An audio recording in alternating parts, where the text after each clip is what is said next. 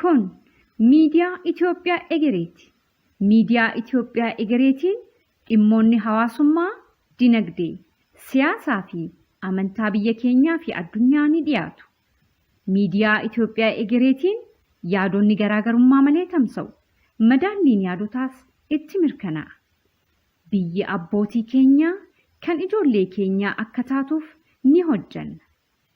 Sagantaawwan miidiyaa Itoophiyaa Egeree afaan Oromoo fi afaan Amaaraatiin torbanitti simbira ga'u.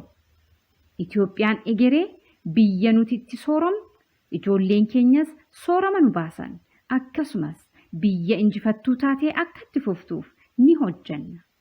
Mul'anni keenya dhaloota darbee fi dhufu gidduutti riqicha ta'uudhaan Itoophiyaa carraaqqii fi yaada ijoollee isheetiin misoomtee hundaaf mijattu uumuu fi dhalootaaf dabarsuu, aadaa wal kabajuu, wal danda'uu, wal qixxummaa, bilisummaa, keessummaa simachuu fi kunuunsuu ijoolleen ishee ittiin beekaman deebi'ee ijaaramee dhaloonni egeree kennaa kanarraa fayyadamaa ta'ee arguudha. Yaadotaa fi ergaawwan miidiyaa Itoophiyaa Egereetiin darban akka hordoftan namoota biroofis akka qooddan kabajaan isin gaafanna. Dhaggeeffattoota keenya kun sagantaa miidiyaa raadiyoo Itoophiyaa Egereeti. Guyyaa har'aa kutaa tokkoffaa iccitii ofii fi dhaabbata jijjiiruu jedhu kaasnee ilaalla. Hanga dhuma sagantaa keenyatti akka nu hordoftan asumaan kabajaan isin affeerra. Ani Nugusee Girmaati. Guyyaa har'aa iccitii ofii fi dhaabbata jijjiiruu mata duree jedhu kana irratti yaadota tokko kanan dubbiseerraa gaafadhee kanan argadheerraa ajandaa guddicha itti adeemaa jirruuf bu'uura kan ta'u kaasnee ilaalla. Affeerran keenya ammallee kan kabajaati. Turtii gaarii. Egaa mata duree iccitii ofii fi dhaabbata jijjiiruu jedhu kana jalatti wantoonni gurguddoon kaasnu jira. Irraa isinillee akka qayyabattan abdii qabna. Mee jalqaba jijjiirraa yookaan immoo jijjiirama jechuun maal jechuudha? Kuni akkamitti gara nama dhuunfaa tokkotti yookaan immoo dhaabbatatti dhufaa? Faayidaan isaa maalii? Maalirraa jijjiiramnaa kan jedhu waan tokko tokko kaasnee ilaalla. Egaa jijjiirama yoo jennu haala qabatama namni tokko yookaan dhaabbanni tokko keessa jirurraa haala fooyya'aa ta'etti jijjiiramuu jechuudha. Yookaan immoo sirna tasgabbaa amma keessa jirurraa gara madaalliidhaan sirna tasgabbaa caalutti jijjiiramuu yookaan immoo jireenya dhuunfaa amma keessa jirurra gara jireenya dhuunfaa caalutti fooyya'aatti hawwinutti jijjiiramuu ce'uu jechuudha. Jijjiirama yoo jennu. Egaa jijjiiramni bu'uura jireenyaati. Namni tokko karoorfatees yaa jijjiiramuu baatu uumamaan garuu wanti nu hin beekne kan jiruuf jireenya keenya keessatti guyyaa guyyaadhaan ta'u jijjiiramni baay'eetu jira. Kanaafuu jijjiiramni bu'uura jiruu fi jireenya keenyaati jechuudha. Hin jijjiiramnu jedhanii diduun of balleessuu ta'a jechuudha. Yookaan immoo dhaabbata haala qabatama yeroo wajjiniin madaalanii qoratanii gara yeroon amma keessa jirru kun barbaadutti jijjiiruu yoo hin danda'amne dhaabbata san diiguu balleessuu jechuudha. Kanaafuu jijjiiramni bu'uura jireenyaati. Gama kamiinuu yoo madaallee jechuudha. Gama amantaatiinis yoo madaallee, gama saayinsiitiinis yoo madaallee, sadarkaa nama dhuunfattis yoo madaallee, sadarkaa dhaabbataattis yoo madaallee jijjiiramni bu'uura jireenyaati jechuudha. Kanaafuu jijjiirama kana dinnaayii gochuun, diduun, dhorkuun, balbala itti cufuun of balleessuu yookaan immoo baduu fidaa jechuudha. Amma jijjiiramni gara haala qabatama fooyya'aatti sadarkaa caalutti jijjiiramuudha yoo jenne namni tokko haa ta'u dhaabbanni tokko akka jijjiiramu wantoonni dhiiban taasisan maalidha kan jedhu immoo kaasuun bu'uura.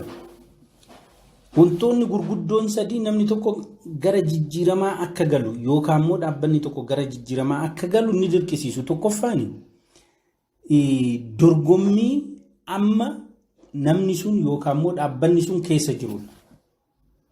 Dorgommii.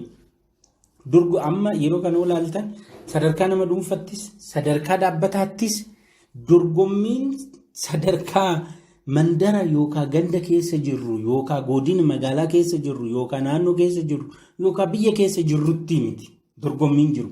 Sadarkaa idila addunyaatti namni dhuunfaa tokko dhaabbatee waan ofiin ilaalleef malee ofiin madaalleef ofiin qoranneef malee namni dhuunfaan tokko jiruuf jireenya isaa keessatti wal dorgomaa kan jiru sadarkaa namoota addunyaarra jiranittidha malee sadarkaa namoota ollaa isaa jiranitti miti. Kanatu yeroo baay'ee localize goone waan hunda waan yaannuuf dafnee gara jijjiiramaa of gashinee dhaabbata keenyas gashinee hojimaata keenyas gashinee addunyaarratti dorgomaa akka hin taane nu taasise. Kanaafuu dorgommii guddaatu sadarkaa addunyaatti jira jechuudha. Dorgommii guddaatu sadarkaa naannoo keenyatti, ollaa keenyatti, mandara keenyatti jira jechuudha. So achi keessatti nuti gara jijjiiramaa akka garu fakkeenyaaf namni naamusa gaarii hin qabne tokko namoota naamusa gaarii qaban baay'ee gidduu jiraata. Jaalatees jibbatees. Gurri abbaadha falagaadhaa jedhu. Isatu of hin beekne. Isatu of hin madaalle malee namoonni waan baay'eedhaan isa madaalu, isa qoratu, isa gamaggamu. Kanaafuu dorgommiin amma sadarkaa dhuunfattis haa ta'u hiriyoota keenyaan bakka hojiitti kan wajjin hin hojjennu, mana barnootatti kan wajjin hin barannu, qonna yoo ta'e kan wajjin hin qonnu biraa dorgommii guddaatu jira. Sun akka of fooyyessinu, akka of ilaallu sadarkaa amma jirru adeemsa amma keessa jirrurraa gara caalutti akka deemnu nu dhiiba. Dorgommiin sadarkaa dhuunfattis haa ta'u sadarkaa dhaabbataatti keessa jirru jechuudha. Keessa jiru. Inni lammaffaan maamiltoota keenya yookaan immoo maatii keenyarraa jijjiiramni gaafiin jijjiiramaa hin dhufa. Maatiin keenya dhaabbata illee yoo ta'e maatiin abbootiin dhaabbata sanii maamiltoonni dhaabbata sanii nama dhuunfas yoo ta'e immoo maatiin nama sanii namni tokko maatii keessaa wayirraa gara wayiitti akka jijjiiramu gaafiin dhiyeessu. Hojii isaa akka fooyyessu ta'uu danda'a, amala isaa akka fooyyessu ta'uu danda'a, ilaalcha isaa akka fooyyessu ta'uu danda'a. Waan tokkorraa gara wayiitti akka jijjiiramu maatiin hin gaafata nama tokko, namatu nageenya. Ollaan hin gaafata. Kanaafuu gaafiin jijjiirama maatirraa ka'uu danda'a. Maatirraa. Akka wayirraa jijjiiramnu, adeemsa wayiitirraa akka jijjiiramnu, akka gara fooyya'aatti ceenu maatiin mataan isaa gaafii jijjiiramaa dhiyeessuu danda'a. Amma gaafii guddaan maatiin ijoolleen isaanii akka jijjiiraman, akka ilaalcha gaarii qabaatan, akka jiruuf jireenyi isaanii fooyya'u. Ijoolleen karaa kanarra akka galtu yoo gaafatan ijoolleen ni dhaga'u. Gurra ni kennu kan jedhu gaafii guddaadha malee namni tokko ilaalcha isaa xaxamaarraa gara ilaalcha qajeelootti jiruuf jireenya isaa badaarraa gara jiruuf jireenya gaariitti gara namummaa guutuutti akka jijjiiramu maatiin hin gaafata. Dhaabbata soo ta'e immoo tokkoffaan abbootiin qabeenya dhaabbata sanii gaafii ni dhiyeessu. Bakka dhaabbanni koo kun akkanatti karaa kanarraa karaa kanatti jijjiiramuu qaba. Hojimaata isaa jijjiiruudhaa qaba jedhanii hin gaafatu. Maamiltoonni isaas immoo lakkii oomisha kana akkanatti akka gootu akkana sadarkaa isaa jijjiirii gadi bu'ee jira qulqullummaan qabu ashagii nutti gurgurii jedhanii fedhii ofii tokko qabatanii gara dhaabbata sanii dhufanii jijjiiramuudhaa qabaa jedhanii gaafii jijjiiramaa ni dhiyeessu. Inni sadaffaan namni tokko sadarkaa dhuunfattis haa ta'u sadarkaa dhaabbataatti gara jijjiiramaa akka galu wantoonni dirqisiisan keessaa inni tokko teekinooloojiidha. Teekinooloojiin daangaa hin qabu. Sadarkaa idila addunyaatti wantoota dhiibbaa geessisan keessaa daangaa cabsanii deeman keessaa isa tokko teekinooloojiin. Amma namni tokko feesbuukii fayyadamaa, yuutuubii hordofaa, televezyiinii hordofaa, intarneetii hordofaa karaa adda addaatiin fedhiin isaa akka jijjiiramu, ilaalchi isaa akka jijjiiramu wantoonni dirqisiisan jiru. Uffata uffaturraa, nyaata nyaaturraa, barumsa baraturraa, hojii hojjeturraa wantoota taateewwan guyyaa guyyaadhaan jiruuf jireenya keenya keessatti adeeman goonu raawwannu san irraa ka'ee gara wayiitti akka jijjiiramu teekinooloojiin dhiibbaa guddaa nurraan gaha. Dhiibbaa guddaa. Kana dhaabbatanii tasgabbaanii miira keessaa ba'anii maal fooyyessuutu narra jira, maal jijjiiruutu narra jira jedhanii ilaalanii gara jijjiiramaa galuun kan abbaati malee teekinooloojiin yeroo hundumaa namni tokko sadarkaa dhuunfatti akka jijjiiramu wayirraa gara wayiitti akka ce'u dhaabbanni tokko immoo hojimaata isaas haa ta'u oomisha isaa akka jijjiiru teekinooloojiin dhiibbaa guddaa geessisa. Teekinooloojiin dhiibbaa guddaa geessisa.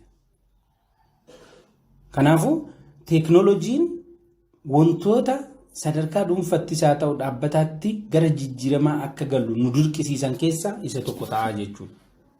Isa tokko ta'aa jechuudha.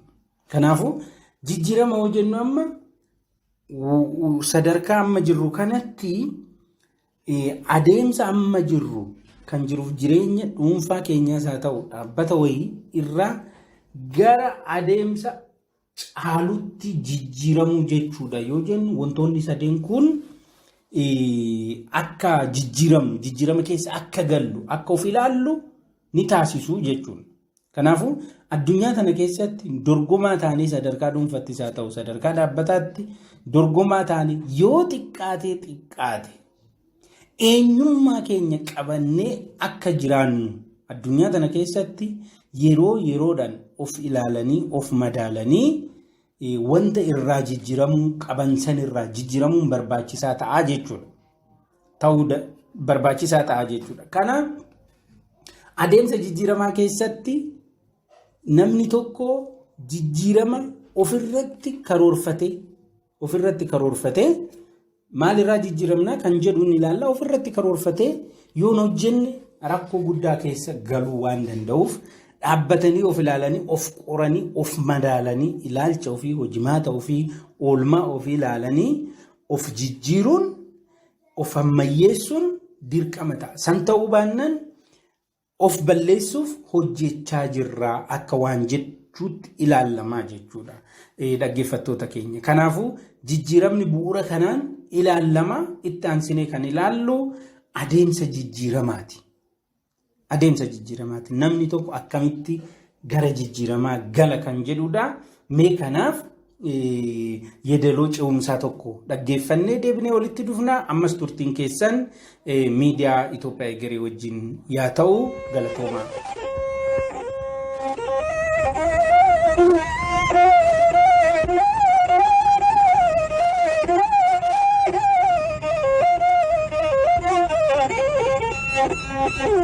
Egaa deebilee dhufneerra adeemsa jijjiiramaa irratti yaada tokko wal jijjiirra jechuudha dhaggeeffattoota keenya. Ammallee turtiin keessan akka nu wajjin ta'u affeerraa keenyadha. Egaa sirna tokkorraa gara sirna biraatti adeemsi ittiin jijjiirru bifa adda addaa qaba. Adeemsi jijjiiramaa bifa adda addaa qaba. Bakka lama gurguddootti qoonnee ilaaluu dandeenya. Inni tokkoffaan jijjiirama uumamaati. Jijjiirama uumamaa yoo jennu jijjiiramni tokko baay'ee harkifatoodha. Baay'ee harkifatoo hidden kan ta'an hubachuu kan hin dandeenye arguu kan hin dandeenye jijjiiramoonni ta'an jiru. Jijjiiramoonni kun sadarkaa nama dhuunfaa tokkotti haa ta'u hawaasa tokkotti dhaabbata tokkotti uumamaan jijjiiramoota jiranidha. Uumamaan. Fakkeenyaaf namni daa'imummaa isaarraa yoo guddatu karoorfatee kan inni hin jijjiiramne jijjiirama baay'ee jira. Ilaalcha wal qabatee baay'ee guddina qaamatiin wal qabatee ilaalcha bilchina ilaalchatiin wal qabatee wantoonni baay'een keessoo keenya keessatti yookaan sadarkaa hawaasa tokkotti suuta uumamaan hambisuu nuyi kan hin dandeenye dafnees fiduu kan nuyi hin dandeenye jijjiiramoonni baay'een jiru. Namni tokkollee yoo of madaalu adeemsa keessa uumama dirqamee jijjiiramoonni isa keessatti ta'an baay'eetu jiru. Kun jijjiirama uumamaan dhufuudha baay'ee harkifataadha. Because sirna uumamaa keessatti sun kan ta'u. Sirna uumamaa keessatti uumamni yuunifoormidha. Uumamni niwutiraalidha.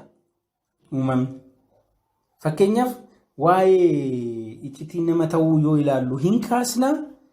Namni tokko nama ta'ee akka amma adeemsa amma guddina keessa jirru kanatti akka deemnu kan taasisu sirna uumamaati. San harkifachiisuus hambisuus hin dandeessu, ariifachiisuus daftee fiduus hin dandeessu. Sun sirna uumamaati.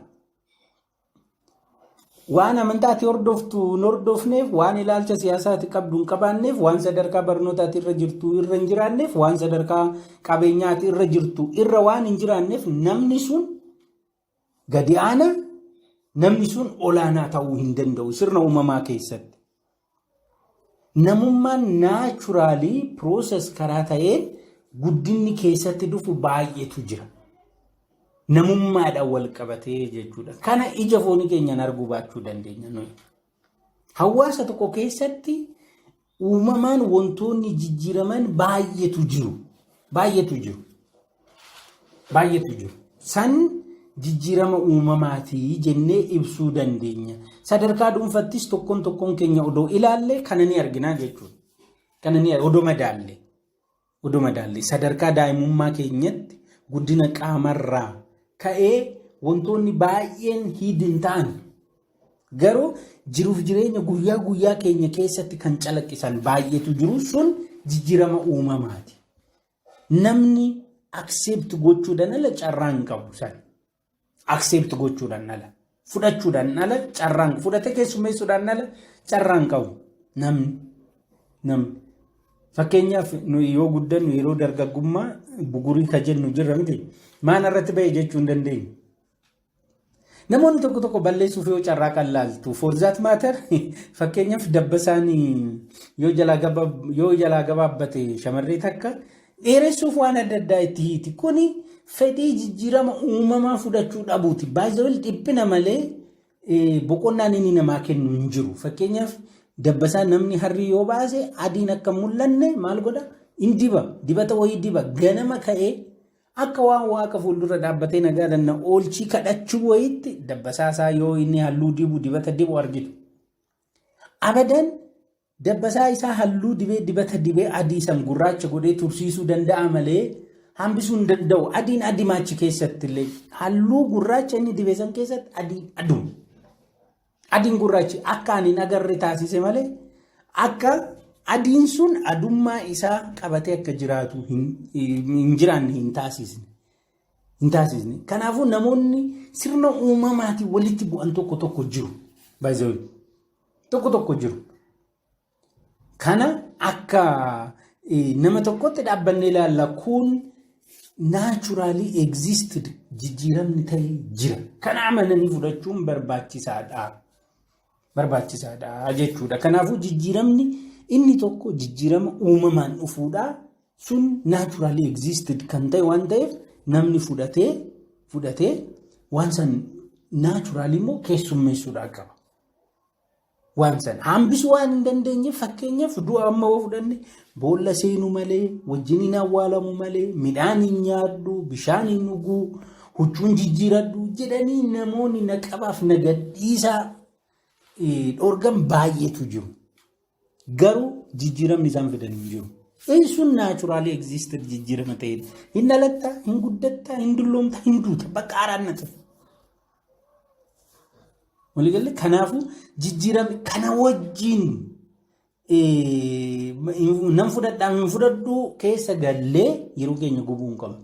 Naachuraal fudhannee keessummeessutu nurra jira.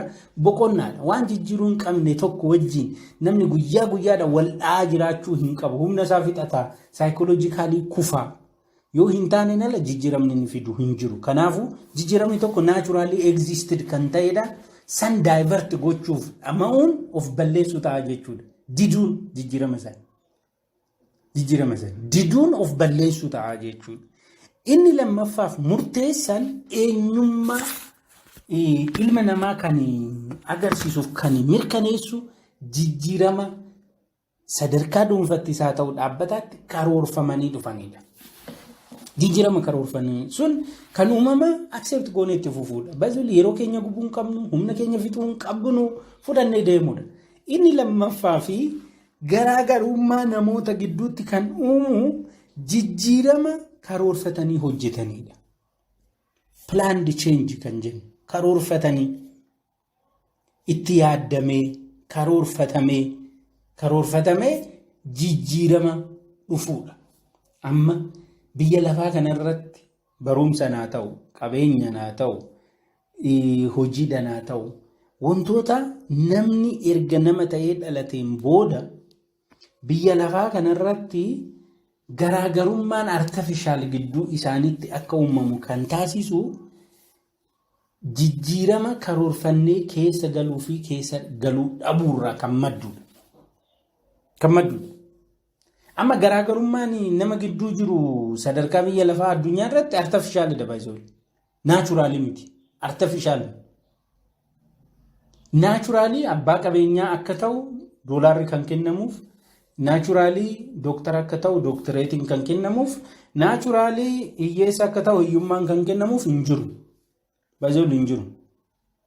Namni akka inni itti guddatuu fi biyya lafaa kana keessatti jiraachuuf akka inni itti pilaan godhee jiraatu murteessaadha. Artificial differenceedha hannu gidduu jiru.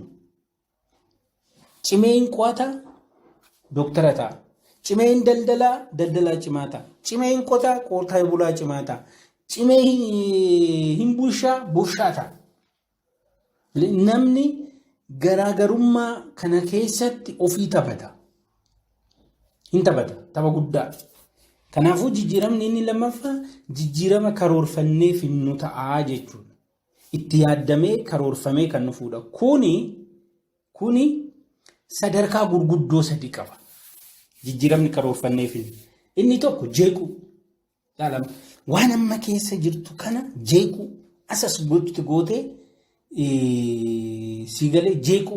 Jeequun akka amma ulee baannee dhakaa baannee magaalaa tasgabbii dhorginu kana jechuun miti jeequun. Tasgabbii dhabuu. Maaliif? Innillee barataadha. Inni qabxii 10 keessaa 10 fide. Ani maalifan duwwaa fide, 5 fide, 9 fide. Jeequu siigalee. Amma haala qabatamaa amma keessa jiran kana jeequu. Anillee nan qota, innillee hin qota. Inni callaa gaarii argate, ani maalifan callaa gaarii hin argane. Innillee hin daldala, anillee nan daldala. Inni bu'aa gaarii argate, inni maalifan hin argane. Jeequu. Sadarkaan jalqabaa haala qabatama amma keessa jirru kana jeequudha. Gaafii itti dhiyeessuudha. Gaafii tasgabbii dhoorguudha. Itti aanee jijjiiruu. Inni 10 keessaa 10 fidee ani 5 kanan fideef inni hin qorataa kutaa keessatti sammuusaa yaadasaa sassaabee dhaggeeffataa barsiisaa hin gaafataa kitaaba hin dubbisaa laayibirariidhaan ba'uu. Ammaati kutaa keessatti hin jeeqxaa hin qo'attu hojii manaan hojjettu achi yoo baate manatti dafteen galtu, laaybirariin seentu, barsiisaan gaafattu. Amma maaliif kun ta'e jettee of jeeqxee jirta. Tasgabbii dhabde. So immediately gara jijjiiramaa gartee inni maal godha? Laaybirarii galta. Hin qo'atta. Barsiisaa gaafata hin gaafatta. Tasgabbiidhaan dhaggeeffata hin dhaggeeffatta. Amma gara jijjiiramaa galu. Fakkeenyaaf inni hojjumaan daldaalta. Atillee hin daldaalta, inni illee hin daldaala. Inni dhugeen machaa'u, hin qaamu, maal hin godhu, hin qusata, of eeggannoodhaan jiraata, karooraan jiraata. Ati hoo bu'aa argatte sana har'atti hin dhugdaa, ittiin bashannantaa, hin qaamtaa, ittiin sagaagaltaa maal goota? Oduu hojjumaan tajaajiltu daldaltuu inni duroomaa deema, ati immoo iyyuu bakkuma san jirta. Maaliif kun ta'e jette? Hin jeeqxa si galee, of jeeqxa, tasgabbii of hoggita.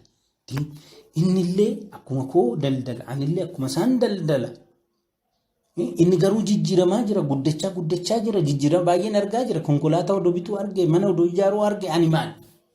Maaliif namoonni liistiroo hojjetan lamaan tokko gidduu isaaniitti garaagarummaa guddaatu uumama. Gaafa san kan hin jijjiiramne sun of jeequudhaa qaba. Saniin booda gara sanitti immoo ce'uu qaba. Gara sanitti. Fakkeenyaaf yeroo tokko nu ajjeesanii, nu buqqisanii, akkana nu jedhanii iyyuurra nu buqqisuu akkamitti danda'an? Nu ajjeesuu akkamitti danda'an? Isaan. Nu injifachuu akkamitti danda'an? Akkamitti danda'an isaan? Taa'anii mari'attee siistama keessan jeeqxee distarbi goota. Kana kan nu hidhee nu qabe kana. Fakkeenyaaf amma akka biyya keenyatti jibbiinsa keessaa bahu maal addan? Abbootiin keenya waggaa dheeraa tokkummaadhaan jaalalaan wajjin hin dhufan. Sadarkaan barumsa isaanii sadarkaa amma nu baranne jennu kanarra hin geenye. Ka biyya bulchan hundi isaaniitu PhD hin qaban, maastireetii hin qaban, digrii hin qaban. Garuu jaalalaan tokkummaadhaan diinni yoo itti dhufe albee fi qottoodhaan zanazanaadhaan ba'anii injifatanii birbadumaa biyya isaanii kabachiisanii sadarkaa yeroo isaan jiran sanitti immoo guddina biyya isaanii mirkaneessuu akkamitti danda'an. Amma namni jiru kun just adeemsa isaa kana jeequudhaa qaba. Barateera PhDdha, jeneraala, dooktara, maastireetii qaba, digirii qaba. Garuu jijjiiramni hin jiru. Maaliif? Achi keessaa baanee hayyuu haganaa osoo qabnu, lafa haganaa osoo qabnu, uummanni kana nu badhaastee osoo jirtuu jennee adeemsa keessa jirru teenyee laallee madaallee kan du'e abaaraa komachaa jiraatti fayyadu. This is failure. Kufaatidha.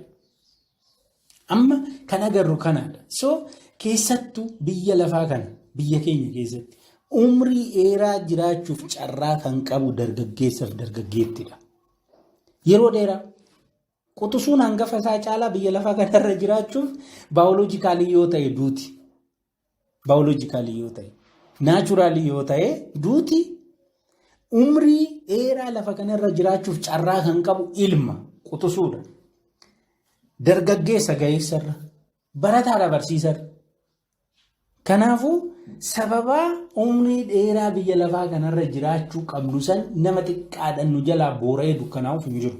No jechuun ni qaba. Sigalee karaa kanarra maan deemnu sun darbee jira jedhanii haala taphatama amma keessa jirru kana jeequ marabbatu mabaxabaxe isa jennu kana. Itti aanee jijjiiramu completely no bakka yeroo hin qabnu. Yeroo nu qabnu tan amma bara har'aamti amman booda waan ta'u hin beeknu. Amma kanaafuu amma laayibirarii galuun, amma xamadanii qotuun, amma suuqii bananii daldaluun, amma waajjira galanii hojjechuu malee boruu miti yookaan immoo saa boodaa miti. Saa lama saa sadi boodaa miti. Amma gara jijjiiramaa murteessanii saniin booda immoo sadarkaa sadaffaan tasgabbeessu. Jeeqxee jirtaa, jijjiirtee jirtaa, amma immoo tasgabbeessu. Sadarkaan jijjiirama karoorfamee dhufu sadan sun kanaa jechuudha. Sadan sun kana. sadan sun kana. Amma gara jijjiiramaa galuuf haala qabatama amma keessa jirru kana keessatti quufuun jiraachuu qabu. Quufuu yoo jennu isa markaati.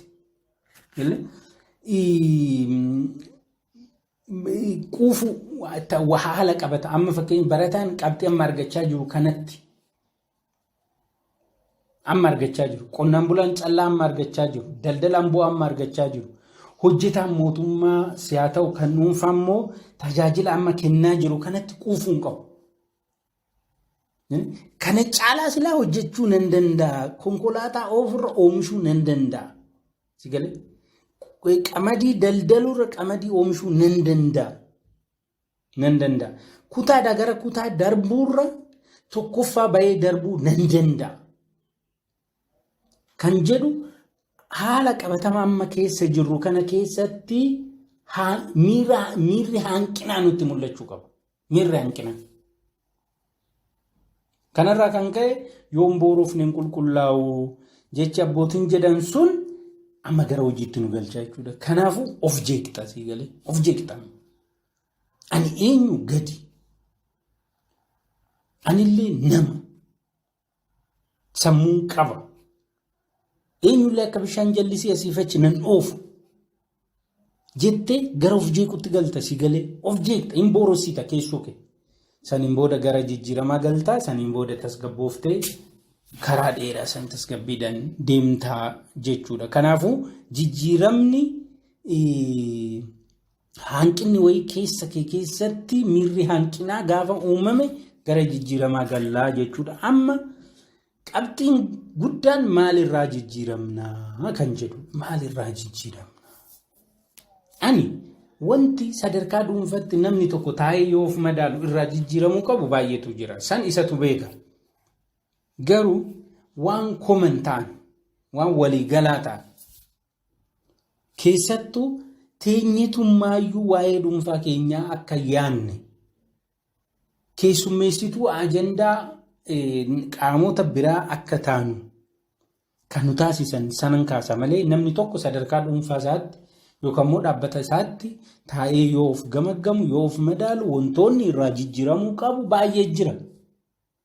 Haasaa isaarraa ta'uu danda'a, uffata isaarraa ta'uu danda'a, ilaalcha isaarraa ta'uu danda'a, hojimaata isaarraa ta'uu danda'a. Idoonnoo garuu namni tokko sadarkaa dhuunfatti yoo of madaalu wanti inni irraa jijjiiramu baay'eetu jira. Dhaabbanni illee akkasuma. Garuu akka waliigalaatti wantoonni ijoon sadarkaa nama dhuunfaa tokkotti isaa ta'u dhaabbataatti irraa jijjiiramuuf karoorfachuudha qabnu tokko sodaarraa gara abdii. Sodaarraa gara abdii. Maddi sodaa amantaa dhabuudha. Nama gaarii ta'uu dhabuurra kan madduudha. Amantaa dhabuu fi nama gaarii ta'uu dhabuurra kan madduudha. Fakkeenyaaf namni amantaa hin qabne amantaa yoo siniin jedhu kiristaanummaa ortodoksummaa akkas qofa jechuu miti. Sun waan tokko. Waan tokko. Amantaa jechuun guyyaan boruu yoon har'a cimee hojjedhe guyyaa gaarii taati jedhanii hawwuu. Namni amantaa akkasii hin qabne amantaa akkasii namni shakkaan waan hunda shakku tokko yeroo hundumaa sodaattuudha. Namni immoo nama gaarii hin taane eessaa onnee horata. Yeroo hundumaa sodaattuudha. Fakkeenyaaf hattuun yeroo kamiyyuu tasgabbii hin qabdu. Onnee hin qabdu sodaattuudha. Because dugda isheetitu ishee sodaachisa. Dugda ishee. Hanni adda irratti waan barraa'ulleetiif namni nama ajjeese sodaata. Baay'ee sodaata. Haga nama ajjeesutti onnee qabaachuun erga saniin booda sodaatan. Sodaata. Kanaafuu sodaarraa gara abdiitti of jijjiiruu. Ani waaqayyo yoona hayyamee jiraadde guyyaa boruu baradhee akkanan ta'a. Qotee kanan argadha. Daldalee kanan argadha. Tajaajila kennee kanan argadha. Jedhanii gara abdiitti jijjiiramuun barbaachisaadha. Har'a kuni hundi baay'ee jeequmsi sadarkaa biyyaattis addunyaattis jiru maal seetan? Sodaadha. Sodaarra kan galu na balleessuu fi kana na gochuu fi kana na gochuu fi kana na gochuu kan jedhu sodaa kanarraa kan ka'e guyyaa boruu lakki nageenyi bu'ee tokkummaan dhufee kuni ta'ee akkana taane namni jedhu tarkaanfii fudhate. Tarkaanfii amma fakkeenyaaf Yuukireenii fi Raashiyaan waraana irra jiru. Amma miti maalidhaa ka'umsi Ruushiyaan Yuukireeniin fayyadamanii na balleessuu barbaadu. Sodaa jedhu qabdi shoo gara waraanaa galte. Gara waraanaa galte. Kanaafuu jijjiiramni tokko adeemsi tokko nuti sodaarraa gara abdiitti jijjiiramuudha. Inni kan biraaf rakkoon qormaanni guddaan borumtaa keenya dukkaneessu jibbiinsa. Amma Itoophiyaa keessatti wanti baay'ee sodaachisaa tokko maal seetanii hordoftoota keenya jibbiinsa. Mana amantaa hodhaqxee jibbiinsa jira. Bakka siyaasaa hodhaqxee jibbiinsa jira. Bakki ati jibbiinsa ittiin akka oksijiiniitti bakka hundatti argatta jibbiinsa. Jibbiinsa akkasitti argatta. Mana amantaa yoo dhaqxe amantaa waaqa waaqeffattu san barbaaddee dhaqxe ati sabummaadhaan nama garagaraas ta'e Amaaras, Oromoos, Tigrees ta'e Musliima taatee maskiida yoo dhaqxu Allah barbaaddee dhaqxa. Kiristaana Ortodoksii taatee bataskaana yoo dhaqxu waaqa barbaadda. Pirootestaantiinis akkasuma. Dhugaan jiru kana. Kanaafuu qaama tokko barbaadda waan ta'eef silaa jibbiinsi jiraachuu qabu. Amma maskiida yoo dhaqxe amantima musliimaa hordofaa Amaarri fi Oromoo waliin galanii, Tigree waliin galanii, sun waliin galanii, sun waliin galanii. Ayidooloojii amantaa musliimaa keessatti ayidooloojii baay'eetu jira. Piilaariin amantaa musliimaatti ayidooloojii baay'ee jira achi keessatti waliin galan. Kanarraa kan ka'e wal jibbuu, wal dhiibuu, wal arrabsuun jira achi keessa. Jira. Amantaa Ortodoksii bira soo dhaqxe sana piilaarii guddichi Ortodoksummaa keessa isaa immoo maaltu jira? Amaarummaan jira, Oromummaan jira, Tigrummaan jira, maaliin jira. Achuma keessa jechuudha. Kuni jiraachuun isaa is not wrong. Dogongoras miti. Hamaas miti. Kana giddu galeessa godhatanii garuu Oromoo Ortodoksii, Amaara Ortodoksii ijaan arguun barbaadu. Haala amma qabatamu keessa jirru dhugaan amma keessa. Ortodoksiin Amaarri Ortodoksii Oromoo ijaan arguun barbaadu. Kan Amaariffa dubbatu kan Oromiffa dubbatu dhaga'uun barbaadu. Siyaasa bira soo dhaqxe dimaarkee fakkeenyaaf dhaabni siyaasaa tokko dhaaba siyaasaa tokko ayidooloojikaalii qofaa miti difeendi gochuu kan barbaadu jibbiinsa fakkeenyaaf akkanaa ati parsenaal ta'a si galee parsenaal haasaa isaa maatii isaa giddugaleessa godhatee ayidooloojikaalii aayidiyaalii difeendi gootee gara keetti fiduu amansiisuu kan jedhu bakka siyaasaas hin jiru zamana kana bakka amantaas hin jiru. Maaliif maddii garee ta'aa kan jiru jibbiinsa. Malee olaantummaa yaadaa miti. Kanaafuu dhaloonni amma keessa jiru kun completely dhaabnee yaadaan gara injifattuutti gara jaalalaatti yoo hin ceene hin shakkinaa akkuma waliin kurreetti odoon hin darbin. Kanaafuu jibbiinsarraa gara jaalalaatti jijjiiramuun barbaachisa bakka jirru hundatti. Namummaa giddu galeessa godhannee jiraachuun nurra jira. Namummaa giddu galeessa godhannee. Amma karaa isaatiitu hin jirre malee nama amma jiru qabatte odoo gara duuba deemte addaan bifaan bira dhaqxa. So siifillee hojii manaati nama biraatiifillee hojii manaati jibbiinsi. Kanaafuu jibbiinsarraa gara jaalalaa ce'uu. Inni sadaffaan walitti bu'iinsa fi waliif gufuu ta'uurraa gara qindoominaatti ce'uu. Walitti bu'iinsa fi waliif gufuu ta'uurraa wal sakaaluurraa waliif gufuu ta'uu walitti bu'uurraa fi wal sakaaluurraa gara wal ta'uu wal ta'iinsatti qindoominaatti jijjiiramu. Fakkeenyaaf amantaan musliimaa kan waaqeffatu masgiidatti. Amantaan kiristaanaa kan waaqeffatu ortodoksii yoo ta'e bataskaanatti. Pirootestaantii yoo ta'e charchii isaatti. Maaltu walitti fide? Maaltu walitti fidee qabxii jeequmsaa fi walitti bu'iinsaa taasise? Hinumaa amantaa isaanii bira darbanii dhimmoota waliinii kan hawaasummaaf dinagdee karoorfatanii wajjin akkan hojjenne maaltu taasisa? Yoo dhimmichi dhimma lukaan deddeebi'uuti malee yaadaan deddeebi'u miti. Fakkeenyaaf dhaabbilee siyaasaa soo fudhatte akkasuma bakka ejjennoo wayii qaba dhaabni siyaasaa wayii. Ejjennoo isaan karaa baaleen isaa ta'u booleti. Akka namoonni irraa bitan irraa fudhatan gochuu dhiisee maaliif sakaallaa ta'a? Maaf dhufuu ta'a? Maaf ilaalchisuun madda walitti bu'iinsaa ta'a?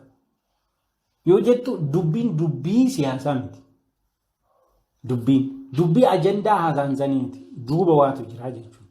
Fedhii parsonaal ta'etu jira jechuudha. Kanaafuu amma keessattuu dhaloonni lafaa dhufaa kun gara walta'iinsaatti ajandaa fakkeenyaaf afaan haa fudhannu. Afaan Oromiffaa uummanni miliyoonni 120 dubbachuu qaba. Akkamitti dhagaafi? Akkamitti? Bakka akkuma amma jedhamu kan akkana yoo hin taane akkana godhi akkana yoo hin taane miti. Afaan saayinsii, afaan barnootaa, afaan hojii gochuudhaan si galee jaalalaan immoo nama afaan biraa dubbatu hammachuudhaan si jaalatee waan kee hunda akka hawwu gochuudhaan afaan Amaariffaa dirqamaan namni hundi akka dubbatu gochuun hin danda'amu. Inumaa sun jibbiinsa fida. Madda jeequmsaa ta'a. Humaa inni suu gaafii jedhu kaasisa. Kanaafuu jeequmsa fi sakaallaa walii ta'urraa gara walta'iinsaatti jijjiiramuudhaa qabna. Aayidentiitii keenya qabannee, eenyummaa keenya qabannee jijjiiramuu qabna. Kuni dirree jijjiirama guddaa amma dhaloonni amma jiru kun irratti hojjechuu qabudha. Baay'ee ajandaan xixiqqoon namoonni nuu kennanii isaan jireenya isaanii jiraatan san itti dammaquu qabna.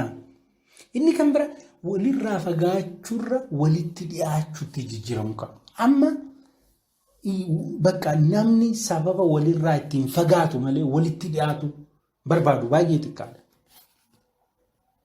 Akkuma duratti kaase iddoowwan hundumatti jechuu hin dandeenye. Sadarkaa biyyatti, addunyaatti, sadarkaa Afrikaatti soolaalti ajandaawwan walirraa nama fageessan irratti hojii fakkeenyaaf seenaa fudhadhu. Seenaa fudhadhu.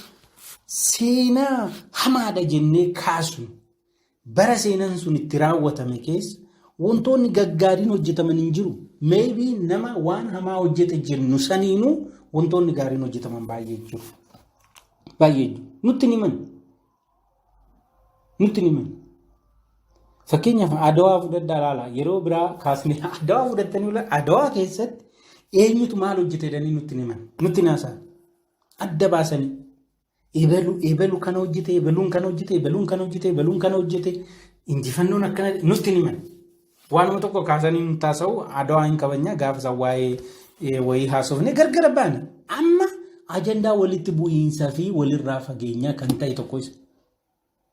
Kanaafuu amma beektoonni seenaa ta'anii qoratanii laalanii hawaasa akkanatti waan xixiqqoodha waan ta'eenis hin taaneenis addaan fagaachuuf sababa barbaadu kan walitti dhiyeessuun barbaachisa. So walitti dhiyaannee yoo wajjin hin haasofne yoo wajjin hin mari'anne manni nuuf ta'u hin jiru. Kanaafuu jijjiiramni tokko amma kan jiru mana amantaa yoo dhaqxe namni tokkummaarraa addaan fagaachuu barbaada. Bakka siyaasaa yoo dhaqxe gabaa yoo dhaqxe bakka hundatti namni walitti dhiyaachuuf sababa barbaadu hin jiru. Abbootiin keenya garuu firoomuuf daangaa amantaa cabsanii harma wal hoolu.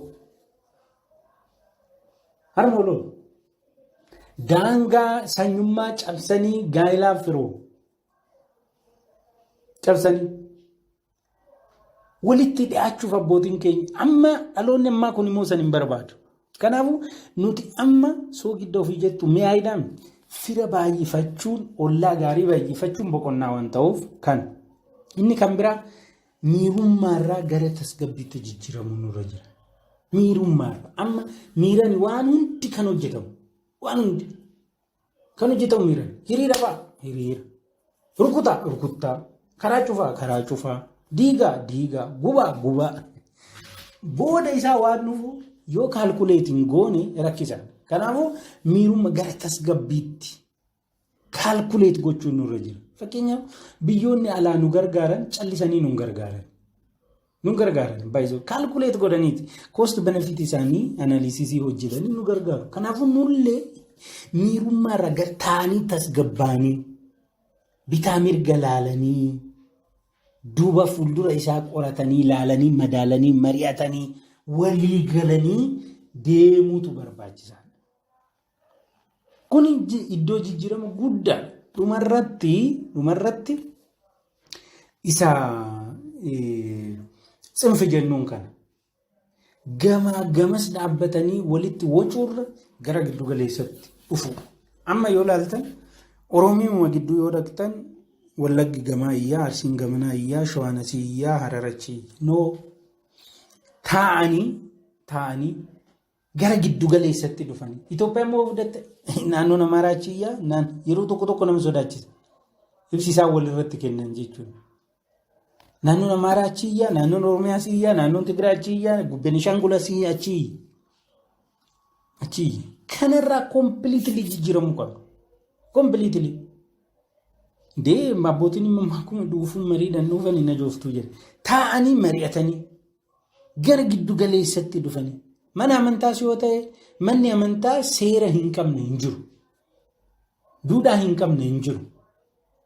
Safuu hin qabne hin jiru. Manni amantaa kamiyyuu.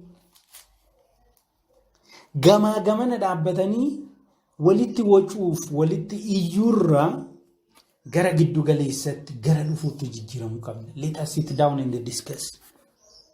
Niitii hamari'an dubbiin tun abultu. Garanatti dhufu. Gandaaf gandi, bataskaanaaf bataskaan, masjiidiif masjiid. Mataan isaan bari charchiif charchi mataan isaan. Wizin. Kazaas ollaa wajjiniin immoo musliimniif kiristaanni, protestaantiif, musliimni, ortodoksiin walitti dhufanii immoo mari'achuu, haasa'uu. Dirree jiruuf jireenya keenya yoo xiqqaate kan biyya lafaa hojjetachuu nurra jira. Mijeeffachuu nurra jira. Kanaafuu daangaa qabatanii gama san dhaabbatanii iyyuurra gara giddu galeessummaatti dhufuun nurra jira. Of course kun namummaa gaafatti. Kanaafuu wantoota amma kaasne gurguddoo kanarraa jijjiiramuutu nurra jira. Ce'uutu nurra jira. Mul'ata nama qabu, dhaloota qabu, dhaabbata qabu ta'uutu nurra jira. San ta'uu baannaan akkanumaan ifaanyaa irraan fayyadamu. So bu'aan jijjiiramaa inni guddaan ifi jalqaba abdii ta'a jechuudha. Si galee boru siif guyyaa jiraachuuf hawwuutuudha malee guyyaa har'aa kana du'a nama kadhatu miti. Si galee guyyaa har'aa du'a nama kadhatu miti. Guyyaa boruu guyyaa gaa'ela keetti raawwattu, guyyaa kana itti gootu, guyyaa kana itti gootu, yuunivarsiitii itti galtu, kana gootu. Guyyaan boruu guyyaa abdii sii ta'a malee guyyaa dukkanaaf sodaadhaan keessa jiraattu hin ta'u. Kanaafuu jijjiiramni bu'uura jireenyaati. Hin jijjiiramnu yoo ta'e hin bannaa. Of balleessinaa. Kanaafuu sadarkaa dhuunfatti dhaabbannee ilaallee karaa nama irra deemaa jiru kun sirriidha moo sirrii miti? Yoo sirrii ta'e maaliin sirrii ta'e? Yoo sirrii hin taane maaliin sirrii hin taane? Kanaafuu maal haa godhu? Sirrii miti. Kanaafuu siistama adeemsa irra jiru sirrii miti. Jettee jeeqxaa jijjiirtaa hin tasgabbooftu. Wantoota gurguddoo amma immoo sadarkaa hawaasaaf biyyaatti irraa jijjiiramuu qabnu kanneen jijjiirree nama ilaalcha qajeelaa qabu taanee boru nama abdiidhaan hawwu ta'uu qabna. San ta'uu baannaan boru nuuf dukkana. Wanti nutti mul'atu hin jiru. Hirkichi nu ceenee biyyi itti dhaqnu guyyaan itti dhaqnu hin jiru. Kanaafuu iccitii ofiif nama jijjiiruu mata duree jedhu kanarratti qabxiiwwan kana kaasnee kan ilaallu erga jijjiirama bulchuu keessatti immoo wantoonni qabxiiwwan baay'eetu jiru sun immoo baastanii dubbistanii akka gabbifattan abdii guddaan qabaa. Soogidda ofii jettu mi'aayidha. Yaadonni gaggaariin ijaaruun bilchaatuun namoota dhuunfaadhaan miidiyaadhaan kitaaban darban baay'eetu jiru. Karaa teekinooloojiin arginu baay'eetu jiru. Kuni hundi kan bu'aa qabee nu fayyadu yoo keessi keenya jijjiirame duwwaadha. Otherwise namni diinarraan bira odeeffannoo fudhatee of baraa. Kanaafuu sammuun keenya amma borumtaa keenya jennee dhaabbannee laallee of madaallee jijjiirama keessa galuudha qabna. Ergaawwan daddarban filannee madaallee ofii jennee itti fayyadamuudha qabna. Kanaafuu jijjiiramni maalidhanni? Adeemsi jijjiiramaa immoo maali? Maalirraa jijjiiramna? Bu'aan isaa immoo maali kan jedhu gabaabumatti ilaallee jirra. Hordoftootaaf dhaggeeffattoota miidiyaa Itoophiyaa Egeree sagantaan keenya guyyaa har'aa kana fakkaata ture. Yeroo biraa sagantaa biraatiin hanga walitti deebinutti asumaan ani nagaattiin isiniin jedha. Ani Nugusee Girmaati. Turtii gaarii isiniif haa ta'u. Nagaanaaf ta'a. Ulfaadhaa, jiraadhaa. Waaqayyo biyya keenya fi uummata keenya yaa eebbisu. Amiin.